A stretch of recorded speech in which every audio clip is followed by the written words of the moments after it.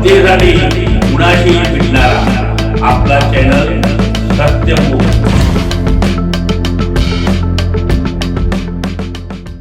महानगरपालिकेची पहिली निवडणूक आता होती आहे. विविध पक्षांची मोर्चे बांधणी सुरू झाली आहे. इच्छुकांनी एव्हाना आपापल्या प्रभागात हळूहळू प्रचारही सुरू केला. नवनवीन युवा नेते आता आपली भविष्यातील नगरसेवक नगरसेविका म्हणून आपणच निवडून येणे का गरजेचं आहे हे जनता जनार्दनाच्या दरबारात स्पष्ट करतात. आपली वस्त्रनगरी म्हणजे मिनी मुंबापुरीच आहे. महाराष्ट्राचे मॅचेस्टर म्हणून नावारूपास आलेलं आहे. कोल्हापूर जिल्ह्यातील सर्वाधिक आर्थिक उलाढालीचे केंद्र म्हणून सुपरिचित आहे.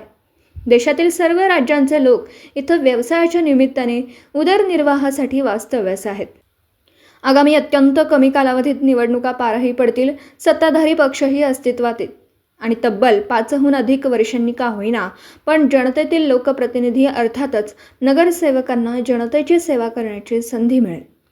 जनतेच्या समस्या खऱ्या अर्थाने सोडवण्यासाठी हक्काचं व्यासपीठ मिळेल.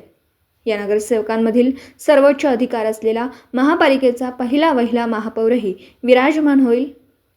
महापौर पदाचा काटेरीपण मानाचा मुकुट आपल्या शिरावर धारण करणाऱ्या त्या भाग्यवान व्यक्तीसाठी मात्र जनतेच्या असंख्य अपेक्षांची पूर्तता करता करता नाकी नऊ येईल हे 100% खरेच.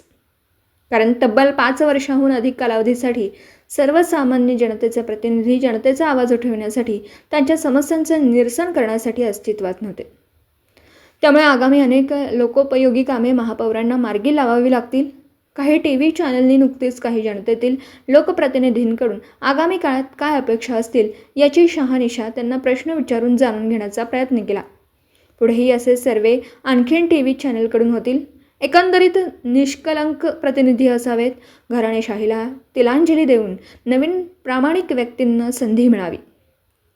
आर्थिक व्यवहाराविना चांगल्या उमेदवारांना जनतेने निवडून द्यावे असा सूर या माध्यमातून नक्कीच येत होता. पण म्हणतात ना, यथा राजा तथा प्रजा.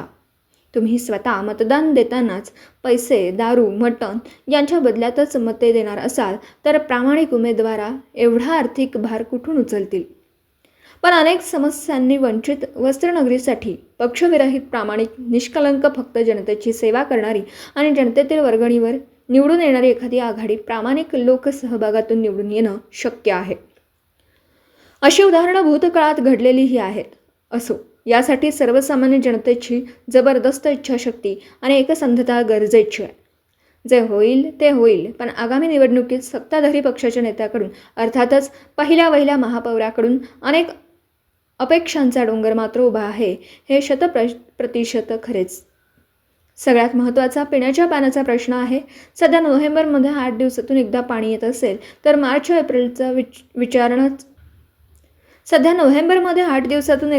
असेल तर मार्च-एप्रिलचा विचारच न केलेला बरा. नदी उशाला आणि कोरड घशाला अशी आपली अवस्था आहे. भली मोठी पंचगंगा नदी शहराच्या हाकेवर असतानाही तिचे पाणी आपण पिऊ शकत नाही. यापेक्षा दुर्दैवते काय.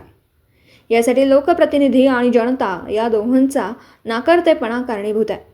कुठल्याही परिस्थितीत दुसऱ्यांकडून पाण्याची भीक मागण्यापेक्षा स्वतःच्या नदीचे पाणी पिण्यायोग्य बनवणं हा सशक्त पर्याय आहे हे सांगण्यासाठी कुठल्याही ज्योतिषाची गरज नाही.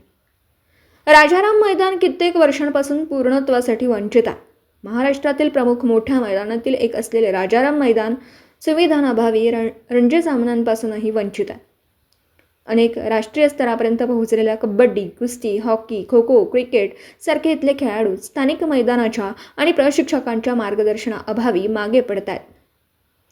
जगाच्या पाठीवर पोहोचणाऱ्या इथल्या वस्त्रोद्योगाबरोबरीने इंजिनिअरिंग व इतर अनेक उत्पादनांसाठी इथं उद्योग भवन व एकत्रित ट्रेंड सेंटर होणं गरजेचं आहे. अशा असंख्य अपेक्षा नवीन पिढीला नक्कीच आहेत. आगामी 5 वर्षात या पूर्ण होतीलच असं नाही. सामान्य नगरसेवक नगरसेविका महापौर यांच्या अखत्यारीत हे विषय आहेत असं नाही. पण तळापासून यांची क्रांती होत गेल्यास एक दिवस जागतिक नकाशात माझ्या लाडक्या वस्त्रनगरीचा झेंडा डौलाने फडकेल यावर माझा ठाम विश्वास आहे. इचलकरंजीकरांची प्रलंबित जास्तीत जास्त स्वप्न साकार करणारा महापौर इचलकरंजीकरांना लाभावा ही श्री प्रभू रामभक्त हनुमानजी चरणी प्रार्थना. सत्यमुख प्रतिनिधी बाबासाहेब मांगलेकर, इचलकरंजी. जनतेसाठी कुणाशीही भेटणारा आपला सत्यमुख. लाईक करा, शेअर करा आणि बेल आयकॉन ऑन करा. मित्रांनो, विसरू नका.